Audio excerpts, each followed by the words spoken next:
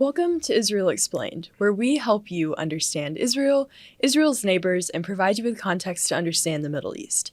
My name's Avery Chenault, and I'm joined by Passage's resident scholar, Josiah McGee. For the past 30 years, the two-state solution has largely dominated the discourse surrounding the Israeli-Palestinian conflict. The pair of agreements that has been responsible for this discourse is the Oslo Accords.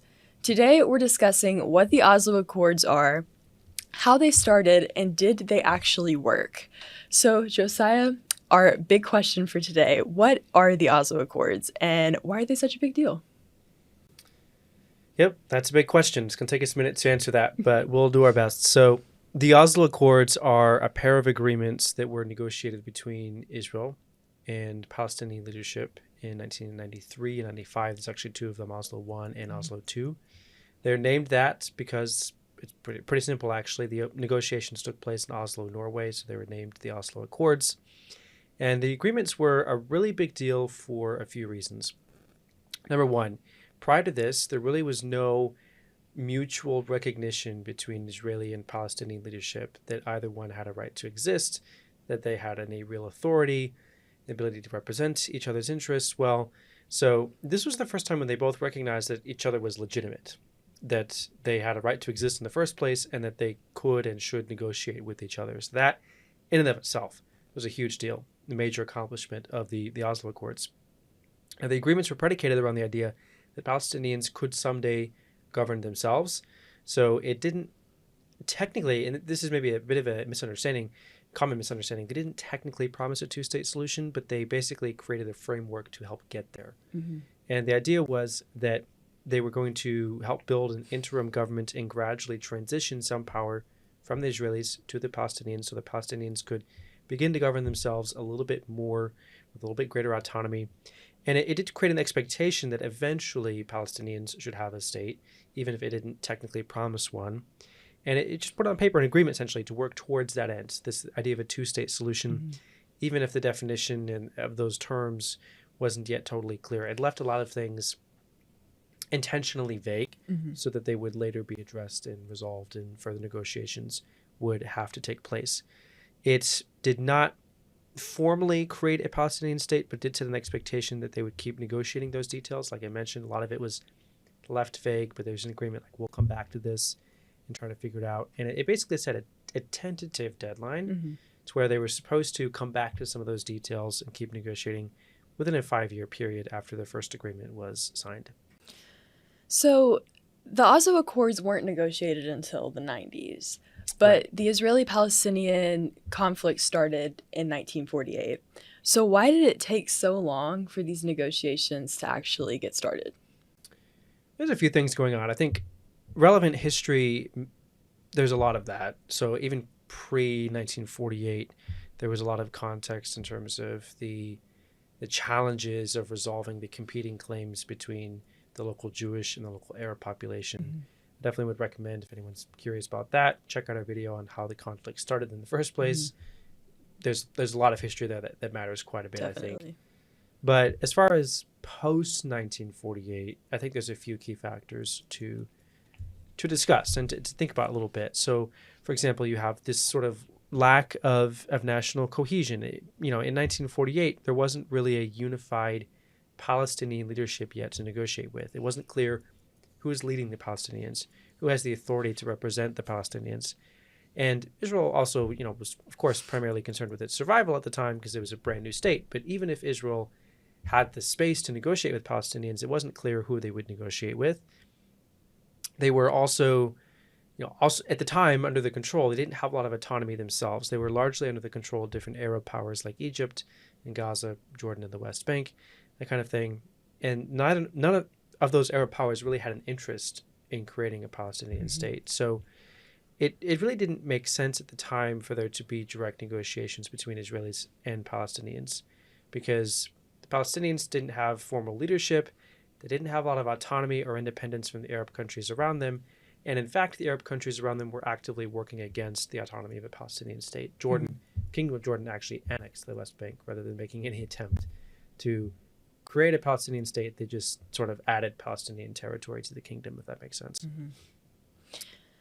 Yeah, so did you have anything else you wanted to add? There's two more things maybe. Sorry. Okay, go for it. Go for it. It's a lot, I know. Yeah, But it is, but it's important. I think it is important to also just address this issue of like Israeli jurisdiction. At the time in 1948, there was less to resolve because the War of Independence created not permanent boundaries, but a ceasefire line where Israel had its territory. The Palestinians had some territory that was under the control of the Arab governments around them. But there was less direct contest over territory that was occupied by both Israelis and Palestinians, the same way that you see areas like the West Bank today, for example, is like actively contested by both. Yeah.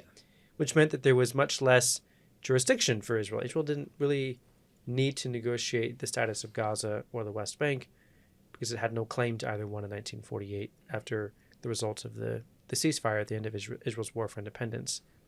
It also, I think, is important to note that there was a pretty strong lack of recognition. Like we've mentioned, one of the big accomplishments of the Oslo Accords was the fact that they established mutual recognition, but that didn't happen until the Oslo Accords. Prior to that, the Palestinians definitely didn't recognize Israel and its right to exist. Israel didn't want to recognize Palestinian nationalism because it viewed the PLO, the primary representative of Palestinians, as a terror organization. Mm-hmm. So it didn't feel like it could negotiate with them even if they did claim to represent Palestinians. So it was a mess. Like it was just unclear, is there any point in negotiating?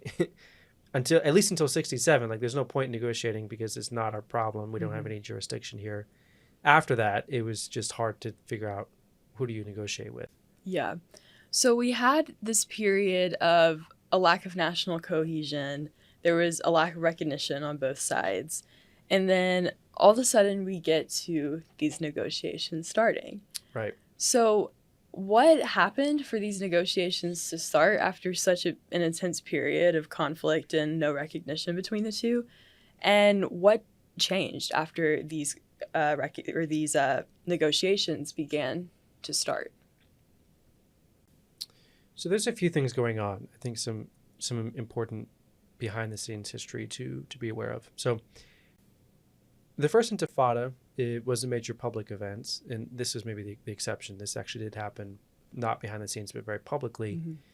And it was essentially a response to the fact that Palestinians did not feel after, almost 15, almost 20 years of Israeli control after the war of 1967, Palestinians didn't feel like they were getting anywhere. And so there was increasing frustration and this desire to do something about it. The first Intifada breaks out, and the Intifada basically is an attempt to, throw off or to resist some form of oppression. So they viewed it as a form of resistance against Israel. And what it led to is increased international pressure on Israel to do something about the Palestinian problem, mm-hmm. to accept the fact that it was essentially Israel's problem and that they needed to try to solve it. There was also, behind the scenes now, if we do go behind the curtain for a moment, some interesting changes that were happening, especially in domestic politics in Israel. The rise of Prime Minister Yitzhak Rabin is very significant because he was a very interesting individual who was a relatively left-of-center politician who led a left-of-center government coalition.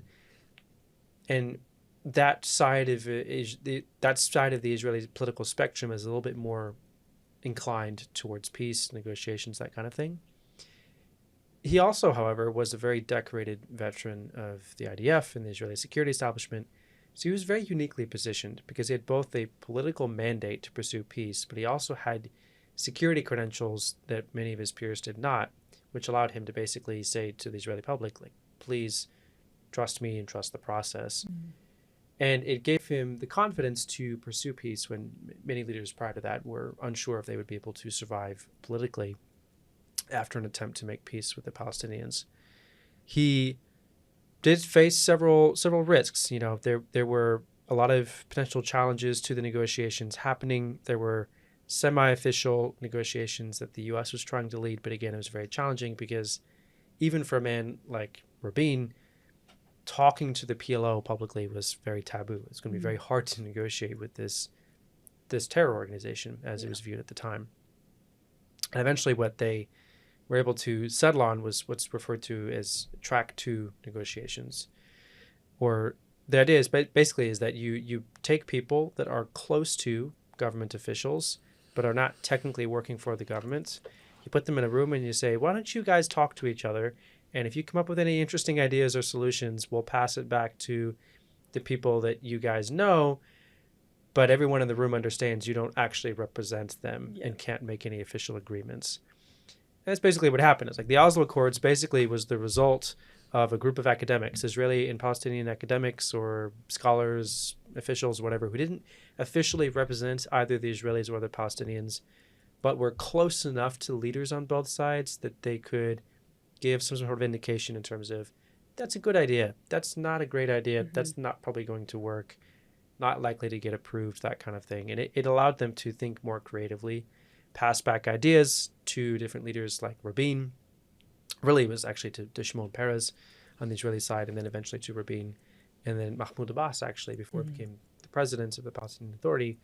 Way back when, in a former life, he was sort of the top diplomat or negotiator for the Palestinians. So they were basically sort of like shadow negotiating with each other, kind of talking to each other without actually talking to each other. And it was a creative workaround to their problems.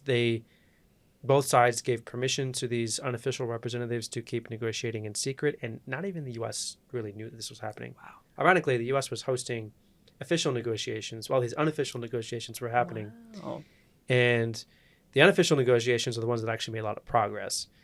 And eventually, when it became clear that there was some real potential, that the PLO and Israeli officials did actually talk to each other, and they eventually agreed to what's officially known as sort of the Declaration of Principles, or the first Oslo Accords. Wow, that is so fascinating that the unofficial negotiators are the ones that help make They're the ones who actually got it done. That is so fascinating. So the Oslo Accords, Oslo, Norway played a huge role in the negotiations. That's why it's called the Oslo Accords. But the Oslo Accords were actually signed in Washington, D.C., correct? Right. So why were they signed in D.C. if the U.S. wasn't leading the negotiations? Yeah, that's a great question. And I think a lot of people probably aren't aware that Norway played a significant role, because if people are familiar with the Oslo Accords, what they remember is, that famous handshake. President Clinton, you've got Arafat, you've got Rabin, and they're there and they're shaking hands, taking pictures and all of that. That's what people remember about the Oslo Accords, not these backroom deals being made in Oslo. Yeah. But there are some good reasons, I think, why they were signed in the United States.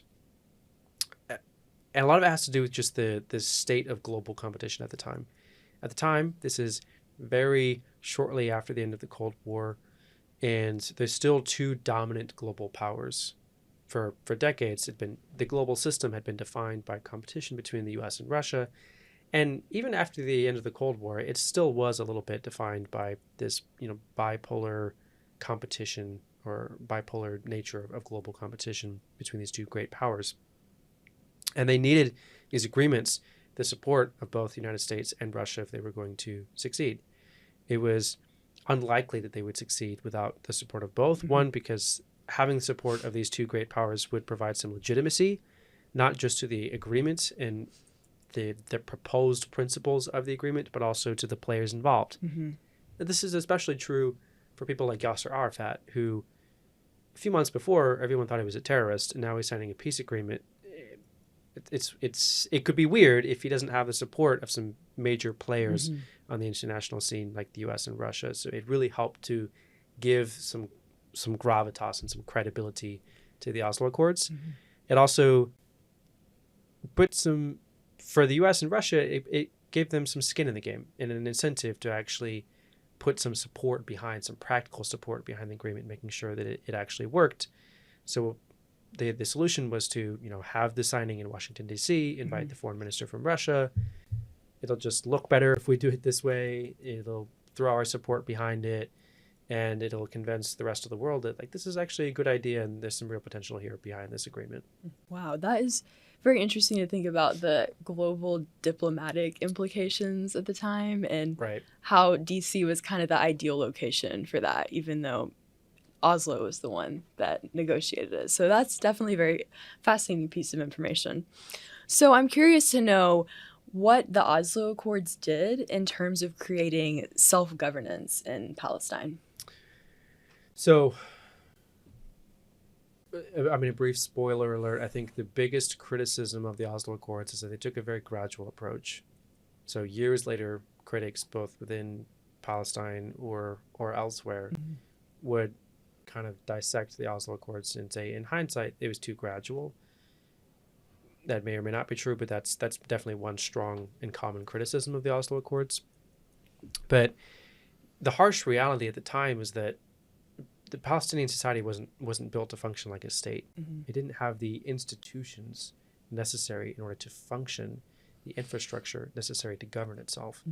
So the Oslo Accords really had to find a way to solve two problems. One, how to build institutions for Palestinians very quickly, and how to also give them more territory that they could eventually form an actual state. And it decided to basically try to tackle those problems in tandem, but with a fairly significant emphasis at first on institution building and then on transfer of territory and complete autonomy second. So some examples of institutions that they had to build. The Palestinians, they needed a national authority. They needed a government. They needed a legislature. They needed an executive branch, a basic law that functioned like a constitution of sorts. They didn't have any of this prior to the Oslo Accords. So they really had to build themselves a government and all of the institutions that come with that. They needed their own schools. They needed a central bank so that they could plan an economy for Palestinians. They needed a police and a security force. They needed water, energy, sanitation, all these public services. They just weren't equipped to provide any of these things for themselves. And the Oslo Accords were set up in such a way that it would help them start to put some of these pieces in place and then eventually begin the process of actually, transferring some territory. That process really began under the second Oslo Accords. There was some initial sort of redeployment, which is code for like pulling Israeli troops back from specific areas under the first Oslo Accords. But a lot of that really happened in the second Oslo Accords, where transfer of power began to move a little bit more quickly. And what it did essentially was create within the West Bank, especially, these sort of areas or zones called areas A, B, and C. So area A is areas where there's a lot of Palestinians living, high population density of Palestinians, high concentration, urban areas, especially cities like Ramallah, Bethlehem, Jericho, Nablus, Jenin, things like that. And it established a level of autonomy for the Palestinian Authority in those cities, otherwise known as Area A, that meant that they had both control over civil affairs like schools, water, energy, that sort of thing, but also over security in those areas. Area B was a little bit different, similar areas, but they shared control with the Israelis. So Palestinians still had control over their civil affairs. They shared control for security with the Israelis. Area C, Israel was responsible for both the civil affairs and the security of that portion of the West Bank. So that did accomplish a lot. Again, there's some criticisms because it was a gradual process and it didn't happen all at once. But as the institutions started to be built and the territory started to transfer, you also saw things happening like Palestinian leaders who had been living in exile for many, many years, all of a sudden coming back and able to live among the people that they had been leading from exile for decades in some cases. And it really had a very profound impact, almost like a tectonic shift in terms of Palestinian society, not just an increase in autonomy, but also just the whole leadership structure. It was very different. It was a very different vibe in Palestinian society after the Oslo Accords. Yeah, it's interesting when you think about Palestinian society in relation to the Oslo Accords, how recognition doesn't just make a state. It's not like it just can create a state when you sign a piece of paper to have recognition, how they had to really create an infrastructure, a bank system, schools. So it's definitely interesting how the Oslo Accords kind of launched them into that new era. So we've talked a lot about the Palestinian side, the Palestinian perspective, and the implications for the Oslo Accords. But I'm curious what the reaction was of the Oslo Accords in Israeli society. Was it positive, negative, kind of mixed? Curious your thoughts on that. Very mixed. So there were mixed reactions, both celebrations and protests, frankly. The supporters of the government at the time, the Rabin government, were more supportive and trusting, certainly. And it makes sense because, as we already mentioned, Rabin had a unique set of experience and credentials to sell the idea of peace to the Israeli public. But there was, on the flip side of that, especially in the far right wing, or the extreme right wing of Israeli politics, a lot of protests and quite a few concerns that were not just isolated to the right wing across the Israeli spectrum. There was concern about the idea of a Palestinian state and its impact on Israel's security. Rabin was probably the best person to sell it, but even Rabin at times had a difficult time convincing people that Israel would be safe if it lived alongside a Palestinian state. There was also concern over the idea of negotiating with a terror organization. This is very related to the idea of the security of living alongside a Palestinian state. Can we be safe if we're living alongside a state that was created by cooperating with a terror organization? Like this, there were concerns about whether that was actually going to work out or not. For the right-wing extremists, this was probably a little bit less true of the majority of the Israeli political spectrum, but for the extreme right wing, there was also some major uproar over the idea of giving biblical cities away to the Palestinians, so to speak. So Jericho, for example, Bethlehem, Gaza. Should we actually be ceding territory that is considered quote unquote biblical territory? And unfortunately, while there were very large demonstrations in favor of peace, the extremism that also emerged at the time was very dangerous. And it was actually out of a massive pro-peace rally that the Prime Minister Rabin was assassinated. He was shot by one extremist.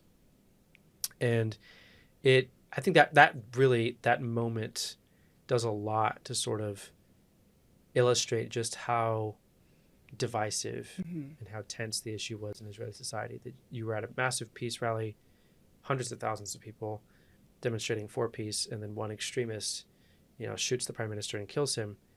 And after that, it really was a sort of downhill. Like the Oslo Accords, in the process of making peace post Oslo, really took a big hit after Rabin's death. Yeah, I thought it was really interesting what you said about the Israeli society being concerned about their security in trying to negotiate peace with a Palestinian state. And I definitely think that's something that is still an issue to this day. I heard an Israeli just a few months ago say something like, for us, peace is security, and we can't even begin to think about peace until we have security first. So it's definitely very interesting to think about how much of a need that still is today for very obvious reasons. So on the flip side, I want to talk about what was the reaction in Palestinian society to the Oslo Accords.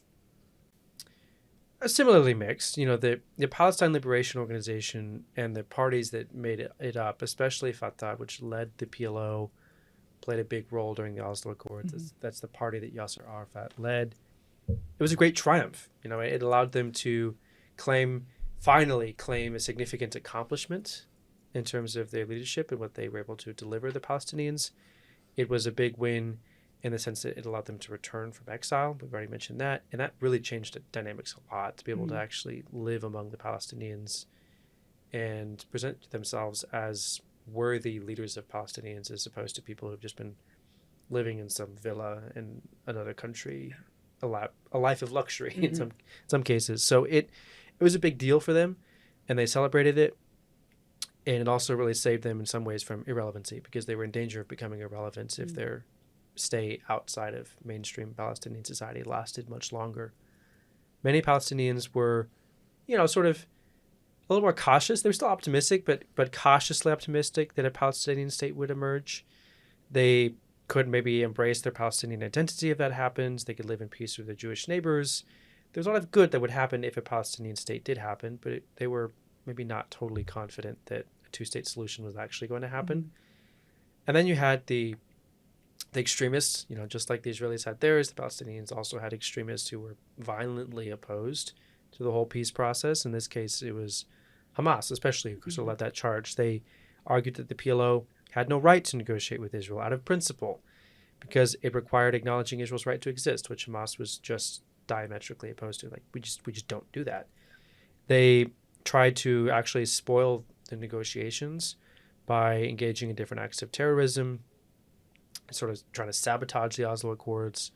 And it was a powerful strategy because the agreements hinged on the idea that the Palestinian Authority could not only govern Palestinians, but also guarantee Israel's security. Because Israel wasn't going to agree to a permanent two-state solution if the Palestinian Authority could not help guarantee Israeli security. Yeah. So when Hamas engages in terrorism and proves that the Palestinian Authority doesn't have the actual authority or ability to preserve a sense of stability and security, then it really sabotaged the Oslo Accords pretty significantly. Yeah, it seems like there was some pretty mixed reactions on both sides. Yeah. So to wrap up our conversation today, I want to ask you the question that we promised we would answer at the beginning of this video, which is, did the Oslo Accords actually work? Yes and no. So they did create the Palestinian Authority, which is a big deal. They have a framework of some autonomy. They have a legislature. They have the ability to hold elections, the ability to collect taxes and elevate Palestinian leadership to a level that they were not previously able to. So that's a big deal. And in that sense, it was progress. Ultimately, though, the negotiations stalled. They blew way past the deadline to finalize the negotiations and decide if it was going to be a two-state solution or not. And it's a really long story why that happened. But it was a combination of spoilers, as I just mentioned, Hamas trying to sabotage the agreements, among others, and really tough issues to negotiate.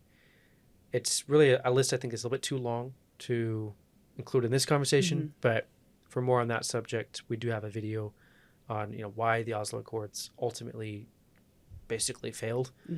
And I would encourage viewers to watch that, because I think there's a lot more to unpack there in terms of where we are today, past the Oslo Accords, looking back on the Oslo Accords today. For sure. Well, thank you so much for giving us this history and summary of the Oslo Accords and why they were significant. And to our audience, thank you so much for watching. If you have any questions, be sure to leave a comment down below, and we would love to read your questions and answer them. If you're looking for more resources, be sure to check out the description below, where you can find a link to more resources as well as other videos we've made that may be helpful in your learning journey. Also, be sure to check us out on Instagram for more content related to Israel and the Middle East. Thank you so much for watching, and stay tuned for more.